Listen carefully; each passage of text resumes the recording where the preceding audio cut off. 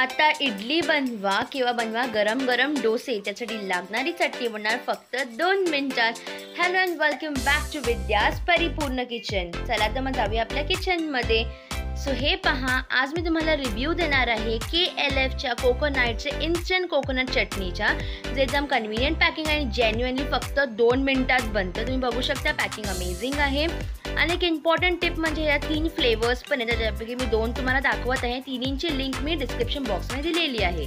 तर चला तर मग आता आपण प्लेन कोकोनटचं बनवूया।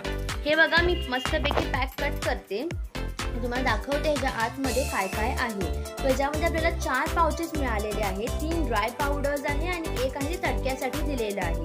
तुम्ही बघू शकता, जबरदस्त ओके। आणि जेन्युइन फक्त 2 मिनिटात बनतं आणि खूप टाइम सेव्हिंग आहे।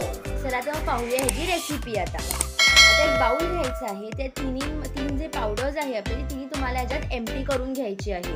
ओके, चांगली तुम्हाला एम्प्टी झाली की तुम्हाला जे आहे ना ड्राय पदार्थ चांगले मिक्स करून घ्यायचे आहे। आणि चॅनल आवडत असल्याने अशाच अमेझिंग रिव्ह्यूसाठी तुम्हाला चॅनल सबस्क्राईब करा, लाईक करा आणि कमेंट करून सांगा सुद्धा। चांगलं मिक्स करून घ्या।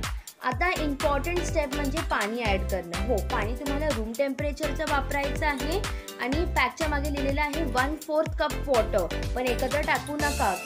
तुमची जी कन्सिस्टन्सी आहे ती तुमच्यानुसार सेट करा। जशी मी जरा जरा पाणी घालून सेट करून घेतलेली आहे, बघू शकता तुम्ही व्हिडिओमध्ये। जसं मला हवं त्यानुसारच मी कन्सिस्टन्सी माझी सेट केलेली आहे। परफेक्ट। आता एक छोटंसं खाली तडका द्यायचं, तेल गरम करा, ड्राय इंग्रेडियंट्स ते मस्त तडतडले पाहिजे, जबरदस्त।